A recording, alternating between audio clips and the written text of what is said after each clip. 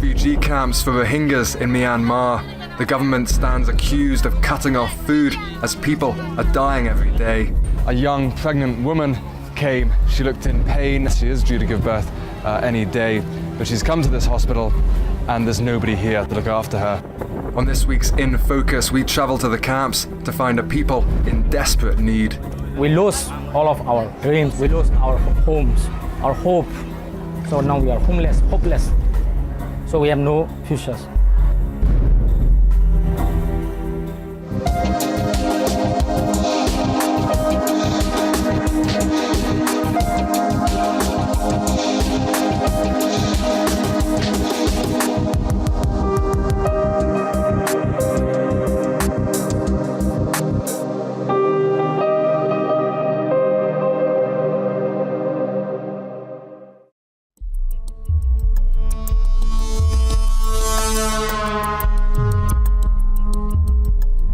Back in 2012, I was one of the first Western journalists to arrive in Myanmar's eastern province of Rakhine State.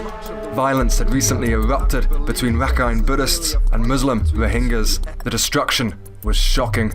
Both sides blamed each other. The international community and the Myanmar government called it community violence. What was clear to me at the time, and what has subsequently been accepted, is that what is really happening here is the ethnic cleansing of the entire Rohingya population, and that the Myanmar government must take responsibility for it. Now I was to return to Rakhine State.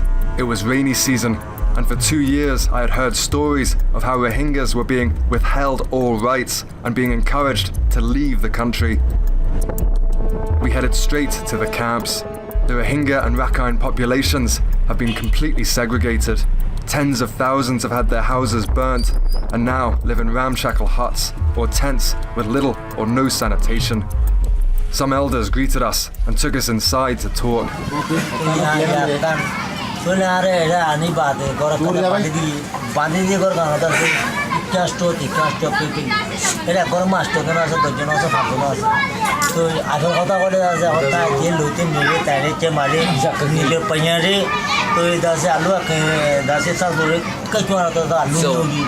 Even though Rohingyas have lived in Myanmar for generations, the government refuses to grant them citizenship, agreeing with local Rakhines that they were foreigners from neighbouring Bangladesh. They call them Bengalis. Bangladesh won't take them either. After that. So I really.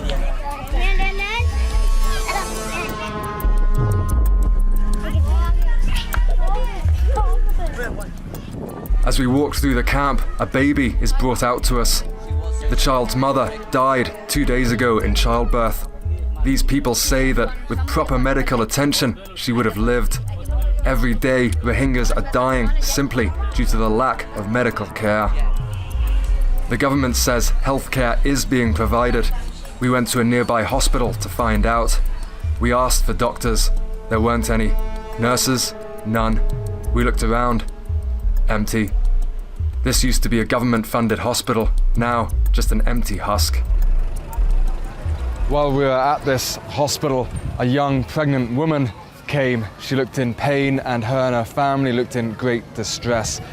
She was due to give birth. She is due to give birth any day, but she's come to this hospital and there's nobody here to look after her or to help her give birth. A couple with their small child turn up. Like us, they asked for help, but found none. The woman has a nasty infection, the child a high fever. I asked them where they would go now. Home, they said.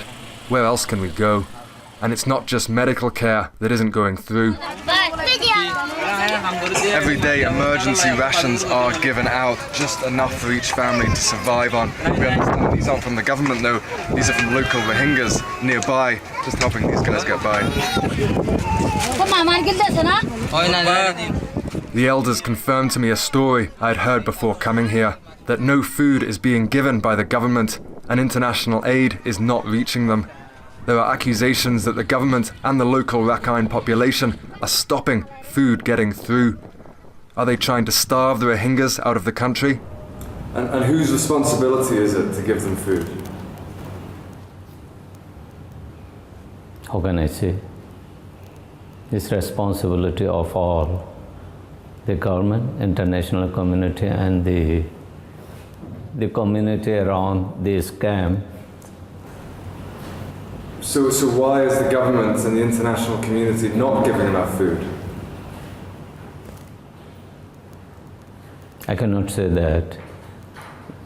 That is a question of their own. But some international organizations are trying to give enough food. But there are some restrictions in the access to the camps. What kind of restrictions? That someone do not want them get access to the camps. That is, there are some extreme group of people. Which group of people? That who do not want Rohingya in that place. To say exactly, the Rakhine extremist. Usually organizations like UNHCR, the World Food Programme, and Médecins Sans Frontières do a fantastic job of supplying emergency aid to groups as in need as the Rohingyas, but not this time. Until recently, this was the office, the headquarters of Médecins Sans Frontières, but that was before it was attacked by a group of Rakhine locals. And it wasn't only this building that was attacked, but also the headquarters of various other NGOs, including that of the United Nations. Local extremists had become angry at these groups for helping the Rohingyas. Instead of protecting the aid organizations, the Myanmar government sided with the locals. It kicked Médecins Sans Frontières out of the country. For many Rohingyas, the only hope for medical attention. Since then, other aid groups have been seriously restricted in their work and become afraid of criticizing the government. Government can give these IDPs more trouble if the government wish. So we have to say thanks to the government that refugees are not what we will call wiped out or killed. 2 years ago, I met this Rohingya leader in the capital, Yangon. Who's doing the killing? Is it Rakhine mobs, you see, unscrupulous or what you call hooligans or militants. And what is the army doing? Are they doing any of the killing? Are they arresting people? Are they torturing the killing is what you call aided by the security forces. 3 forces: police, Nasaka, and paramilitary. What do you mean aided? Aided means they encourage. They don't prevent the Rakhine people. Somewhere they shoot the people somewhere. In the name of curfew, they shot a lot of Muslims in Mongdo. 2 years ago, you were blaming the government for being behind the violence. Now you're thanking the government. Thanking because they do not kill us. They have the power to kill us all, but they are not killing en masse. So I am thanking. That is not that the government is not behind the crisis. Now Rohingya groups are trying to work with the government with little success. They are also trying to drum up international support. Few care. Are you in danger here? I feel insecure for giving this interview to you. Yet it is truth. The world should know the truth, what's happening in Rakhine State. It is hidden. Not many people know about the real nature of these problems in this crisis in Rakhine State. The state policy is that to depopulate Rohingya from Rakhine State. I was here 2 years ago, just after the conflict was at its height. And at that time, this whole district was rubble.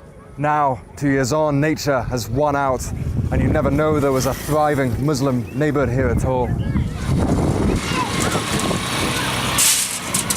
Nearby, we had arranged to meet a Rakhine, otherwise known as Rakhine politician.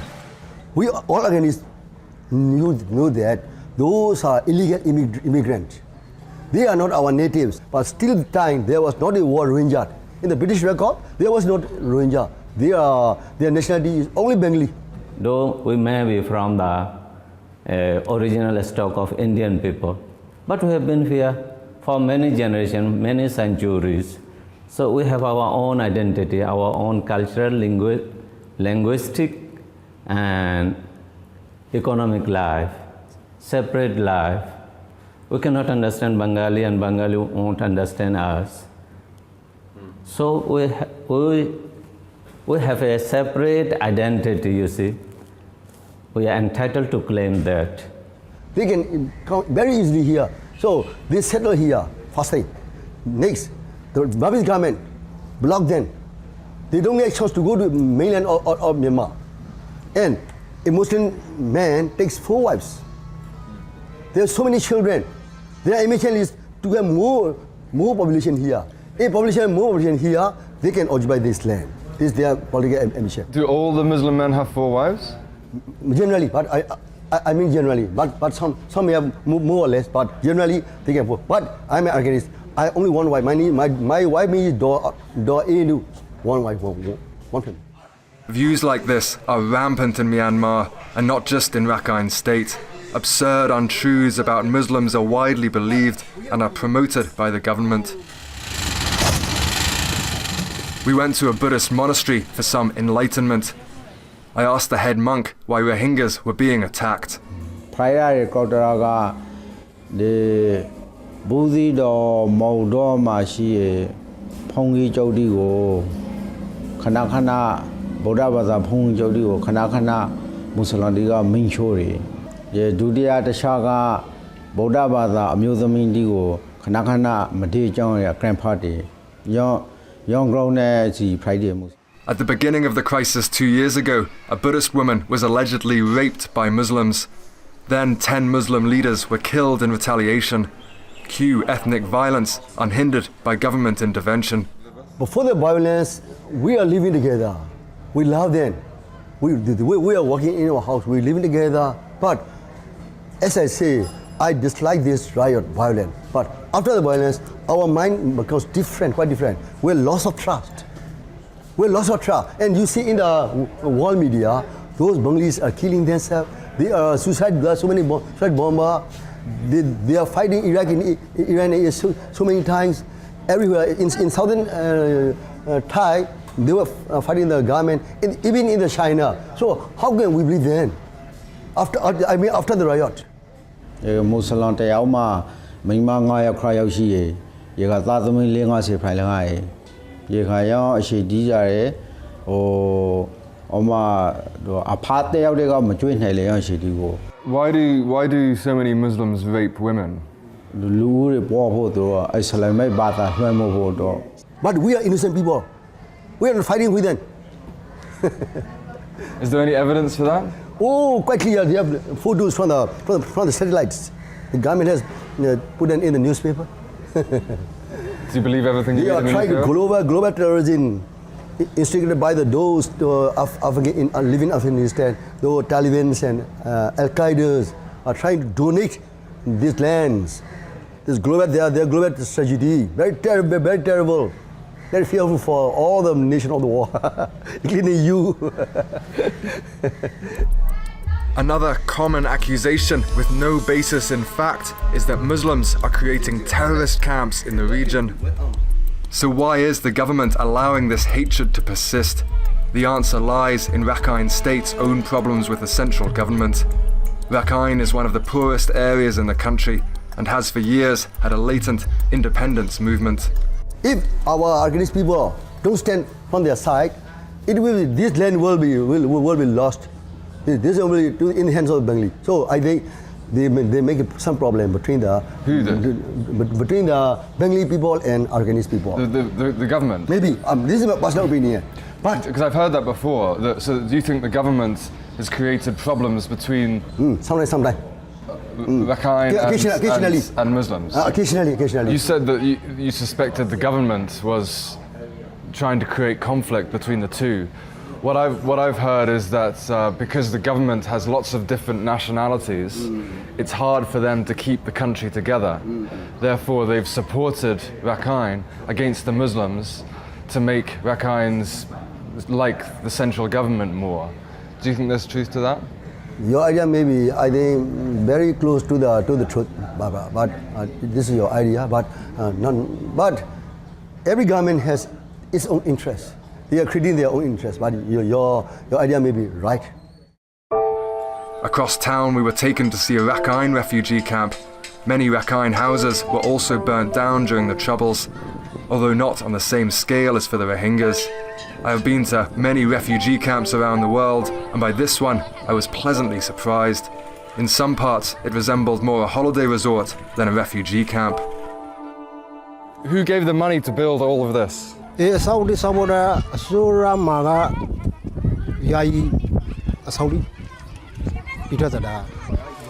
But they're very nice houses. Is there any problems with them?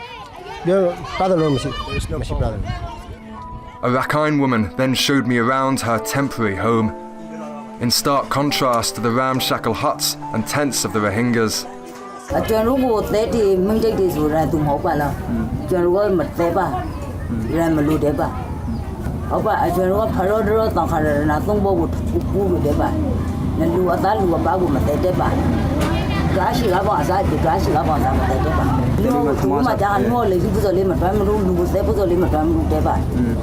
She also told me that Muslims were receiving massive help from the government in terms of healthcare and supplies.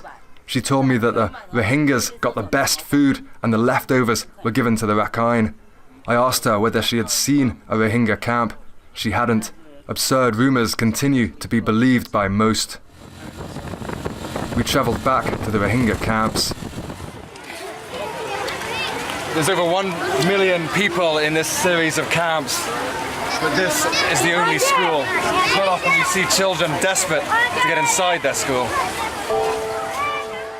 Inside the school, a people struggle for dignity amongst dire poverty. Their uniforms are well kept and the timetable is strictly adhered to. But only a tiny minority are able to come. And why do the Rakhine people hate Rohingya? I don't know. Because we are live here so together for long times. So our grandparents, our grand generations are live here for many years ago. But why did they hate us? I don't know. But we cannot hit them because we live together for long times. But why did they hit us? I don't know. Amongst the Rohingyas, it is clear who they blame instead. Provocations continue to happen. The day after we left, we were told that a Rohingya was shot dead by police. It was impossible for us to verify. And did you see police officers and army shoot Rohingya? Yeah. Army or police, all together. I saw with my eyes. They hold their shields. So they march the first route. Then the Rakhine terrorists stole gasolines, so fires, so swords. They shoot and they cut all off. Yeah. So they protect by them. They protected the Rakhine people, yeah. The biggest tragedy for these children is their futures. These children are lucky enough to get into this school, but after they finish the school, what do? They don't have ID cards, so they can't go to university. If things don't change, they'll simply be stuck in these camps for the rest of their lives. They will become a very isolated and estranged community there because their children won't have any communication with outside world. These children will become some sort of wild creatures there without education. On agreement of anonymity, the head teacher wanted to give our viewers a message.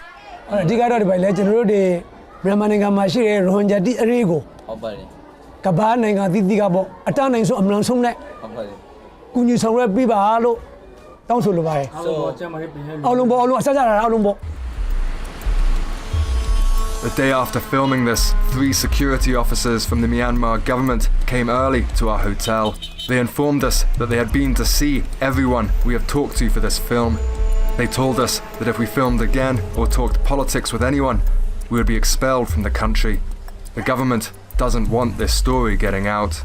It is impossible for us to live peaceful cohabitation. It is better, status quo. Because if they come to us, they will suicide bomber. We are quite afraid of them. They will start this. But for the time being, not for the long term. For the time being, it is quite good to live separately. So what's the solution now? The saying is that, as I said, these illegal immigrants must be scrutinized according to the law, and if someone has citizen right, they will have here. But if someone are not illegal immigrants, they should be sent to other countries, or they should be sent to their motherland, Bangladesh, or they should be sent to other parts of Myanmar. I want to request all international communities to take serious attention of this Rohingya issue, to solve it, a final solution within a what we'll call time frame. Otherwise, it will become a serious problem for the whole international community. Since the conflict, 2 years. 2 years. What do you see as the future happening? What's the end of this? I can say this, the futures, because we lose all of our dreams, we lose our homes, our hope. So now we are homeless, hopeless. So we have no futures.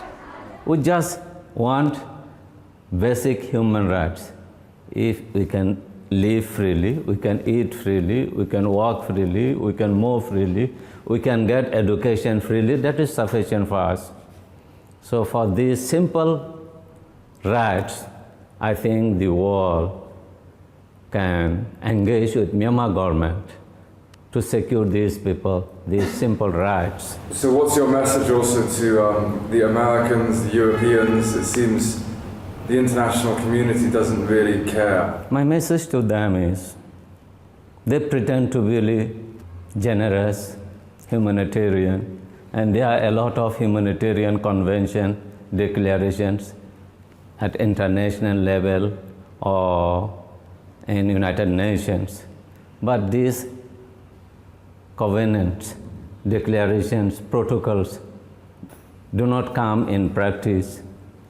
So what I want to appeal to Western countries, to put in practice, to materialize the objects of those declarations.